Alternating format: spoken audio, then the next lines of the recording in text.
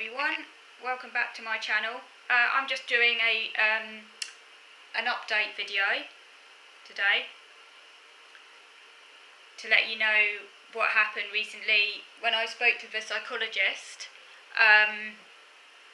So, I don't know, did I tell you in the previous video, because I can't actually remember,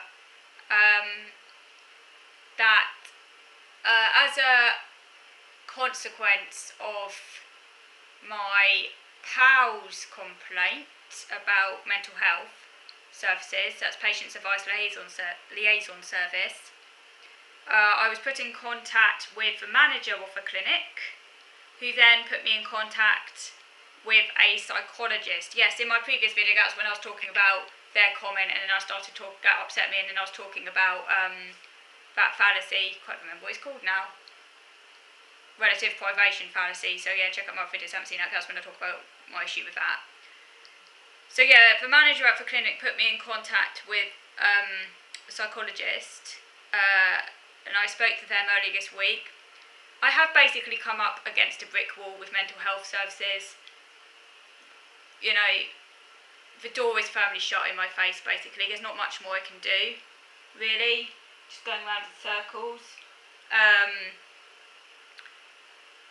Essentially, the psychologist said that in order to be referred to the national clinic, that's like a specialist OCD clinic, she said like essentially like inpatient clinic. The thing is though, I don't want inpatient treatment. I mean, seriously, can you imagine someone like me, you can't even leave the house and can't even see anyone having inpatient treatment? But they do it online anyway. I actually googled it. The National Centre in London, they can provide treatment to people all across the UK. You don't have to be in London, you don't have to go to London, they can provide it online.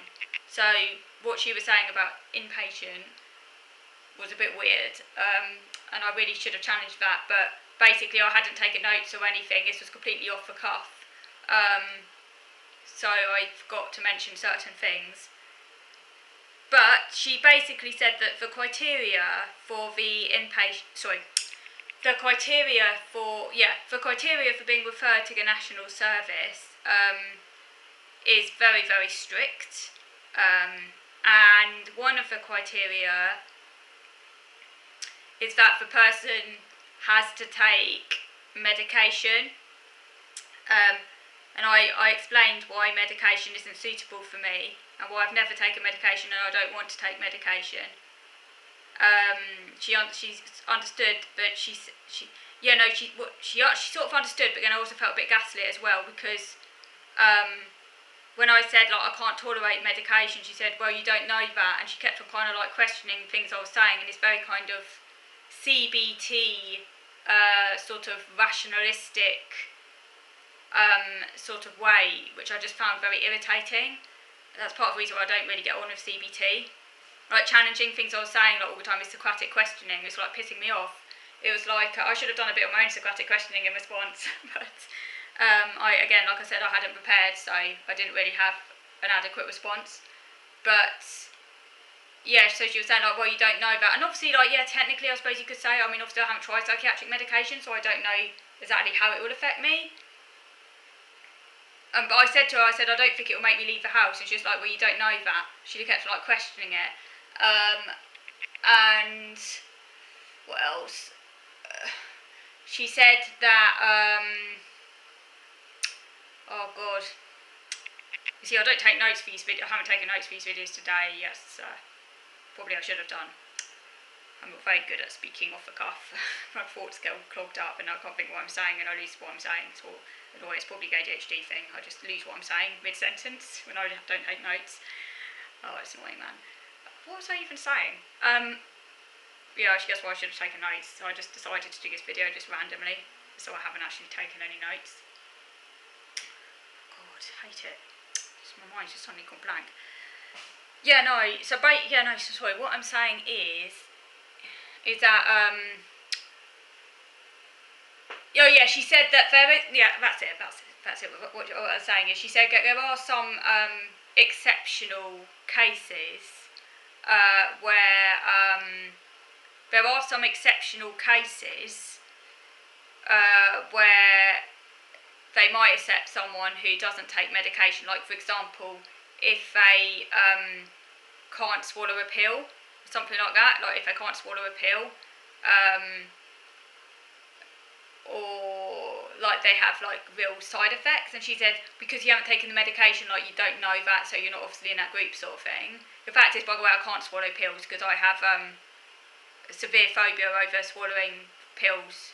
And also, that's the other thing, most medications, like even if I could take medication, normally you have a choice anyway. Like, they normally don't provide it in syrup as well, so I don't know what she was saying there. Anyway, it doesn't matter. But anyway, regardless, even if it's in syrup form, I don't want to take medication.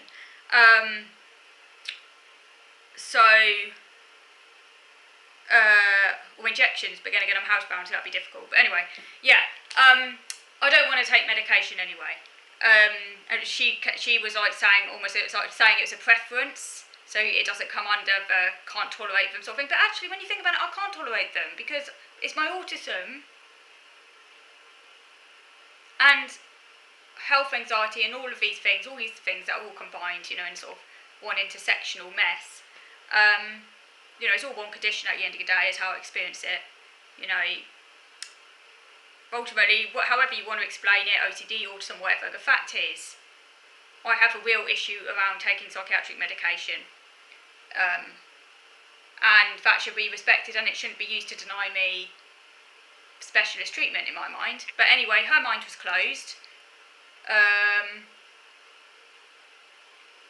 Her mind was closed, obviously. I guess she was just saying that these are the criteria, really. I mean, I don't know. I think I find that a little bit odd. And I'm sure I heard from other sources that you don't have to take medication, but then again, I don't know. I don't know 100%. Maybe she's right, I don't know. But anyway, it just seems very peculiar. But the door seems pretty much closed in my face. I explained all my problems with OCD and stuff. I hate it. Again, having to explain all your problems, not actually get anything, is exhausting. It's like, why am I doing this? Like, wasting my time, just going over all of my problems again, which in and of itself can be quite toxic. I mean, I don't mind talking about my problems. I do it on his channel. It depends in the context in which it's done. But when you're having, on his channel, it's quite cathartic, and I talk about my problems on his channel, can be quite cathartic. It's getting out there. It's a different thing. But when you're having to talk to a professional over and over again about your problems, that could be quite toxic. Because you're kind of wanting to get support and you're not getting the support. That could be quite toxic. So she called me resilient as well. Now, I really, really hate it when people call me resilient. It's not even a compliment. It's what's called a backhanded compliment, okay? It's not like a compliment. A compliment might be when someone says, oh, that's a really nice haircut, or, oh, I really like what you're wearing, or, oh, well done for working so hard for that exam. Those are genuine compliments. They make you feel good. They put a smile on your face. They're nice compliments, proper compliments. A backhanded compliment is when someone says something that is framed as a compliment, but actually isn't really a compliment and leaves the person feeling rather miffed, to put it mildly. A backhanded compliment might be telling someone they don't look their age. Now, it could be a compliment. It all depends on how someone takes it, but it can also be backhanded. It might make the person feel self-conscious, and you have to be careful with these things, okay, because it could be taken in different ways. But yeah, calling someone, in other words, it's not an unproblematic compliment. It's potentially problematic. Certain things like personal characteristics like age or can be taken in different ways. Like, I'm often told that I look younger than my years. Nowadays, I actually genuinely see that as a compliment. It depends on the way in which it's done.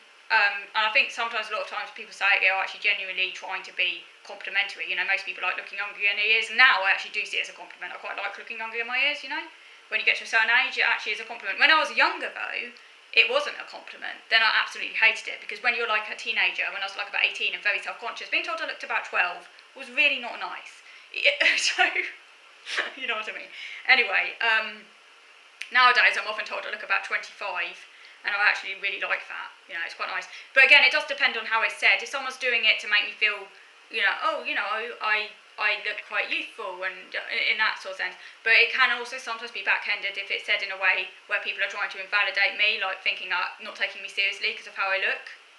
That can be, like when I used to volunteer at AGK and someone said, oh, I thought you were still at college. Or, oh no, yeah, I thought you were still at college. But I took it as a backhanded compliment, and it kind of made me annoyed because It's sort of, no, she said, you said you're rather young to be here, she said. Shouldn't you be at college? And that was when I was like in my late 20s, and that wasn't a nice comment. That was too personal. That wasn't like, yeah, anyway, I'm going off on a tangent, but what I'm trying to say is, being told that you're resilient is not really always a compliment. It's backhanded, and it's, because the word, basically, particularly when you're, what is resilience anyway? But when you're trying to get support, as indeed I am, it feels like a fob off. Like, I wouldn't say I'm resilient, because I'm coping in the only way I know how. Like, every single person deals with a situation differently. Just because I'm ploughing on despite the fact I'm under extreme strain, that doesn't make me resilient. That's just how I cope. Like, I don't have a choice in the matter. Someone else, and it implies it's almost like a hierarchy of ways of coping, and that being resilient is somehow good. But what even is resilience? Resilience applies to metals, doesn't it? Like, you know, if you bend a metal and it rebounds, like perfect shape, how it was before for stress. Well, I don't rebound like that. I'm a human being. Like, all the stresses accumulate. Actually, I'm going to move over to video number 2 now, because I'm sure this video is about to run out on me, and I want to just carry on talking. So, yeah, if you want to hear my further comments on this, on resilience, move over to video number 2.